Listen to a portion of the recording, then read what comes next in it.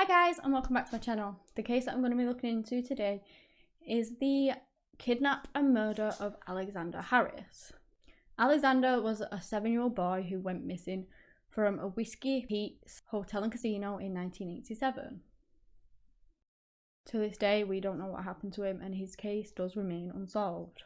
This was a suggested case by Jason, so thank you for that. I appreciate any suggestions that you guys have, and if you have any more, let me know and I will of course look into them. I just want to say that there's been no developments on Alexander's case for years.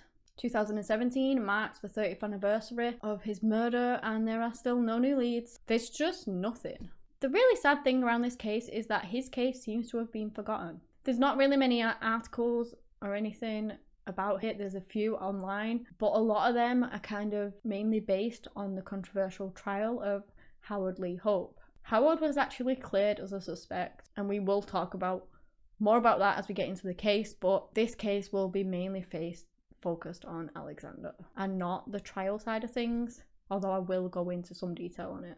I'd just like to let you know, I mean no disrespect to anyone I talk about, I've just got this information from the internet and compiled it into a video for educational purposes.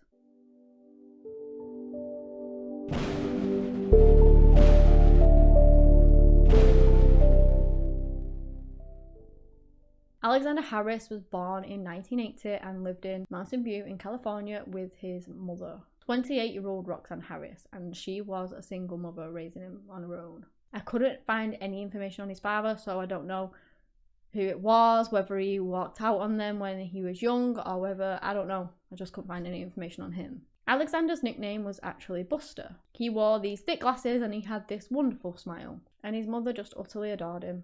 He was described as being so full of life, and he would do things like spontaneously grab his mother's hand and just dance around the kitchen with her, and that was just the kind of boy he was. He was also really creative. On the 27th of November in 1987, according to the court documents that I found, Alexander and his mother, obviously Roxanne, his grandfather Ralph DeBolt, and his grandmother, whose unfortunately name I couldn't actually find anywhere, were all journeying home from a family trip they had taken. The Harris family had arranged this Thanksgiving meet up for the family, and that is where they had been. So they were on their way home from that, and they decided that they were going to stop at Whiskey Pete's casino and hotel, and that was in State Line, Nevada. They would stop there for a little while before making their way back to California. Now, some of the articles online do actually say that the family reunion was held there, but the court documents stated that they nipped in there on their way home, so that is why I have gone with that one. So Roxanne and her parents leave Alexander in an arcade which is close by to the casino. They go into the casino to gamble. Now, I don't know how close this video game arcade was. It was said to be adjacent, so I'm guessing it wasn't very far. At approximately 11 AM, Roxanne returned to the arcade to check up on her son, but he wasn't there and she couldn't find him. She had a look around, but she got worried, so she got in touch with the hotel security who searched the entire premises for him. And despite their searches, they still couldn't find him. This was when the Las Vegas Metropolitan Police was called in, who were also known as Metro. So if you hear me refer to them as Metro, that's who I'm talking about. They opened an investigation into what they thought was a kidnapping. Before the Metro was called, a resident of the hotel at the time, called James Austin, had reported that he'd seen Alexander on the second floor walking with his father. Obviously, who he believed was his father anyway, because I've told you that we don't know anything about his father.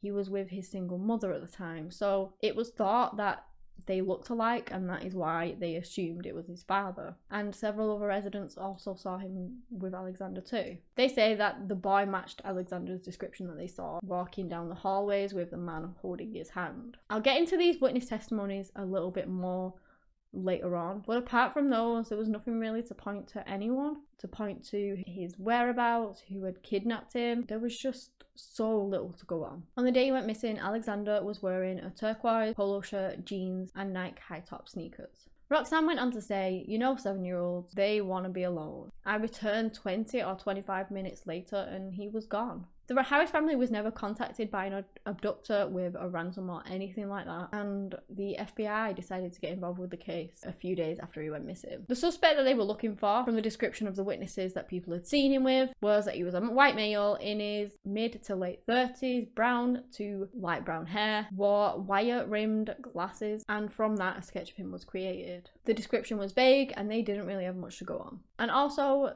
the description of him would change, which I'll go into in a minute. 33 days after Alexander had gone missing, on the 30th of December in 1987, a maintenance worker found Alexander's body. He was found fully clothed, wearing the same clothes that he was wearing the day that he actually went missing, under a trailer and hidden kind of behind a box so that people walking past may not necessarily see him. There were around 10 trailers, I believe, in that lot, and it was just off the grounds of Whiskey Peaks, but I do believe that they owned the premises. Those trailers were actually used by off-site casino executives as kind of a makeshift office, but it was only used for them. It wasn't open to the general public or any other member of staff. It was just for those people. The Metro Police attended the scene, of course, and there were at the time no obvious signs to indicate Alexander's cause of death. Now, they did attempt to preserve the crime scene as best as they could. They unhooked all of the utilities of the trailer and they called for a crane to lift the trailer off, just so that they didn't contaminate the scene. You know, they don't want to obviously pull his body out. They wanted to try and remove the trailer if they could, which they did. They found his glasses close by to his body, and they were also able to recover some things from that.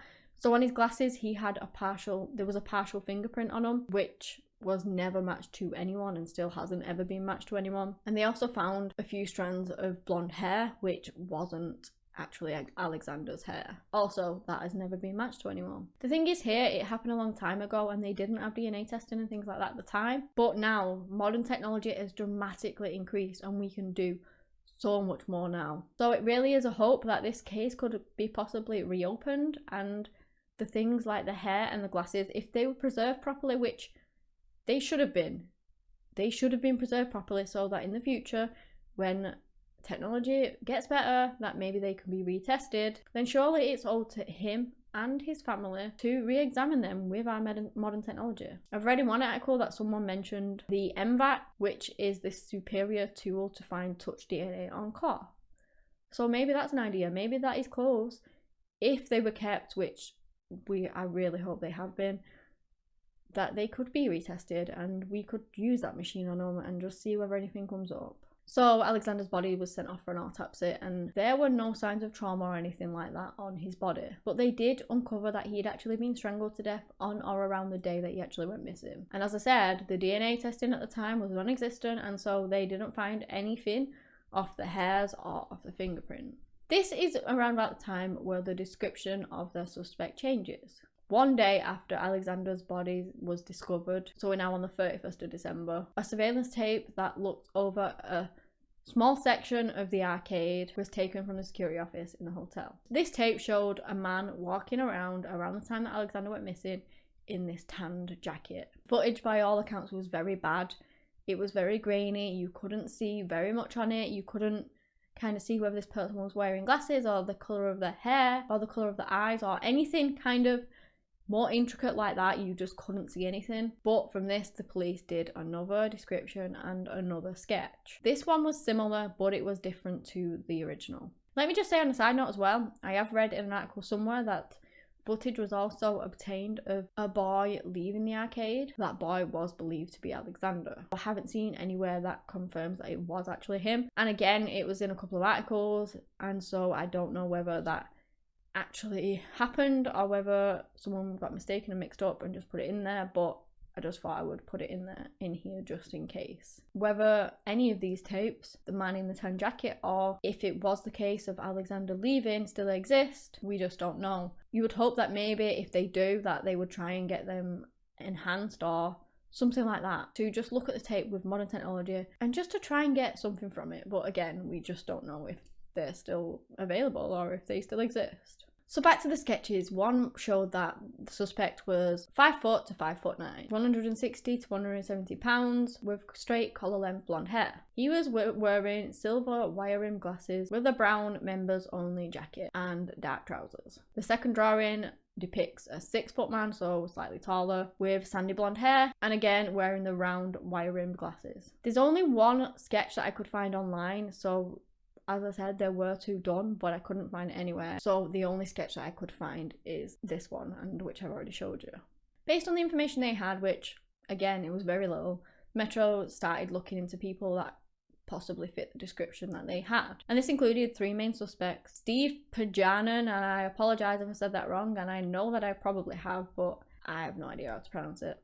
John Benno, and Gunnar Iverson. The results of the investigation did prove inconclusive. Steve, who was a convicted child molester, said that he was at home that day changing the oil in his car, which his neighbour and his father corroborated. He also took a polygraph too. John was a busboy at the restaurant in the hotel and said that he was working at the time of Alexander's disappearance, which was confirmed by the cashier and the hostess also working in the restaurant at the time. Let me just say as well, he also had this severely deformed arm, and that would have been something that people mentioned when they described the man that they were describing, and so it seemed like it wasn't him either. Gunnar was ruled out as a suspect, but there's not much on him really as to why. It seems that it was because of an inconclusive polygraph and some testimony from his friends, but I don't know much else on it. As the investigation progressed, Metro Police started to suspect that the person they were looking for might have actually been a guest at the hotel, especially since James Austin had seen this person walking with Alexander on the second floor. Now the second floor is just filled with guest rooms. There's nothing else up there. There's no restaurant, there's no casino, there's nothing up there apart from rooms. So why else would you be up there unless you were staying there and you was in one of the guest rooms? So they got the names and addresses of all of the people that were staying in the hotel on the 27th of November in 1987. Around 90% of them were actually from California, and Detective Dillard managed to get hold of some of their information and got these photos of all of the people sent over who were staying on the first 2 floors. So they looked through all this information, and this is where Howard Lee Hope comes into the investigation as a possible suspect. On the day of Alexander's disappearance, Howard had been staying in the hotel in room 229, which is close to the area where James had actually seen this man with the boy, with Alexander, possibly Alexander. Not only that, the physical description they got from his California driving license indicated that he was 37 years old, he was 6 foot tall, and he was 145 pounds. He had brown hair and required corrective lenses to drive with. The photo on the license showed him wearing wire-rimmed glasses, much like those that have been described so many times. But let me just put in here, how many people actually wore those types of glasses around that time? Probably a lot, I would have thought. I don't know though, I'm just speculating here. On January 13th in 1988, based off these suspicions, the detective sent a letter to Howard advising him of the investigation that they were performing and asked him to come in to be photographed and fingerprinted, to which he never responded. They did send another letter though, and he did actually respond to that letter. At this point in the investigation, they had ruled out the 3 other men, and they just solely focused on Howard. They had zoned in on him. They really, really believed that that was their man, and so they put all of their focus, all of their efforts into just him alone. And this is where I think the investigation was kind of botched, because they didn't look into anything else. They didn't look into any more evidence they could find. They didn't do anything like that. And so everything that they were doing was to try and pin it on him, not necessarily pin it on him, to get this man that they thought had murdered this kid, and obviously send him to trial and get him done for his murder if he had done it, and they believe that he did, so that is what they focused on. So the 2 lead detectives, Dillard and Leonard, went to their eyewitnesses to basically see if they could pick out Howard as being the man that they had seen. Let me just say here that Howard Hupp was a computer programmer from San Diego, and he was spending his Thanksgiving weekend at Whiskey Pete's Casino and Hotel, where a land sailing tournament was taking place, which he did attend. And he said that he was there on the day and at the time that Alexander actually went missing. This is where the eyewitness accounts come more into play. As I said, I would elaborate more on them. It really was the biggest chunk of kind of evidence in the police's eyes that they had very little to go on, and so they just focused on what these witnesses had said on this description of this man, since they knew very little else of anything. That is what their investigation was based off. So the first eyewitness was, as I've mentioned before, James Austin. James was staying on the second floor of the hotel the day that Alexander went missing, and on the 27th of November, he said that he was leaving his room and he saw a man and a young boy walk past him in the hallway, which he gave the description of this man as the description I have already previously told you. He said that on a scale of 1 to 10, he was about an 8 certain that the boy that he'd seen was Alexander. So he wasn't even sure that it was Alexander in the first place, but he was more than halfway sure that it was him. They showed him the tape of the man walking around in the brown jacket, and he said that wasn't the man that he had seen. Detectives then took James to Howard's place of work, where he sat close by to the entrance, and he watched people as they were coming in. Around about 10 people entered the building. He then zoned in on Howard. He asked if he could see him again, and then he was walked by the place where Howard was actually working, like his workstation. And then later that day, James identified Howard Hop as the man that he had actually seen in November. On a certainty level of 10, he was 7.5 to 8 sure that it was Howard.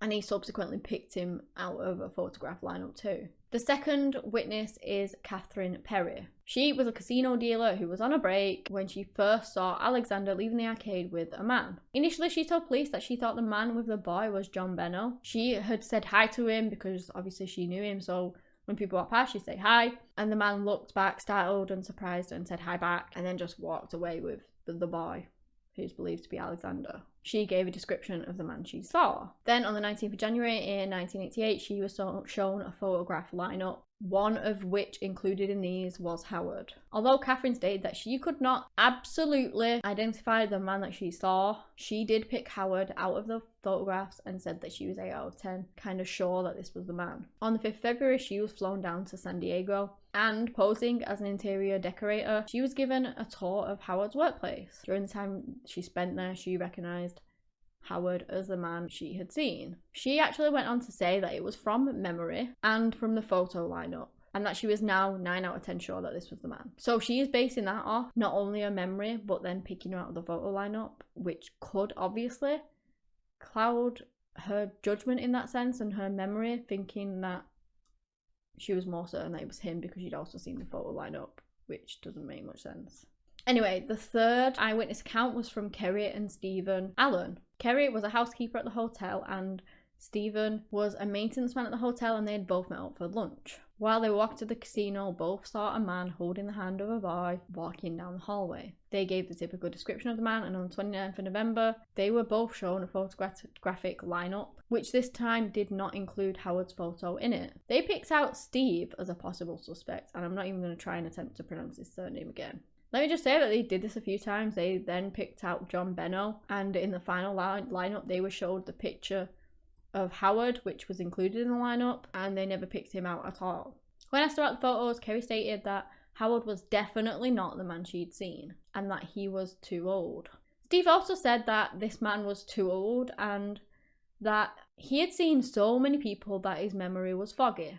On the 11th of February, the couple was flown down to San Diego once more, taken to Howard's place of work. They see around 70 people there, including Howard, and they picked him out with a certainty of 9 out of 10 that he was actually the man that they had seen. So this is the third man that they've now picked to say that it was them. First Steve, then John, and now Howard, after also having said that his memory was foggy. She was asked why she didn't pick him out of the lineup initially, the photo lineup, and she said that the picture that they had made him look different, and it made him look older, and the way that he had his hair made him look older than he actually looked kind of in real life. And Stephen also said the same thing. By the 11th of February in 1988, all of the witnesses had seen Howard either at his workplace, in a photo lineup, or both, and identified him as the man that they had seen. Obviously, as I've stated, they all had kind of different degrees of certainty on how certain it was him, but none of them were completely certain that that was the man they had seen. From looking at online, I found that Howard Hupp had no criminal record, that he actually passed 2 lie detector tests, and his defense actually produced 8 witnesses that all testified that when Alexander disappeared, he was in fact at the sailing tournament. Based upon these witnesses saying that they were pretty sure that Howard was the man, and some other circumstantial evidence that they had, they thought it was him. But they had 3 suspects that all had alibis, and they had all ruled them out. Now, Howard also had an alibi, and it did check out, and yet they were just so focused on him.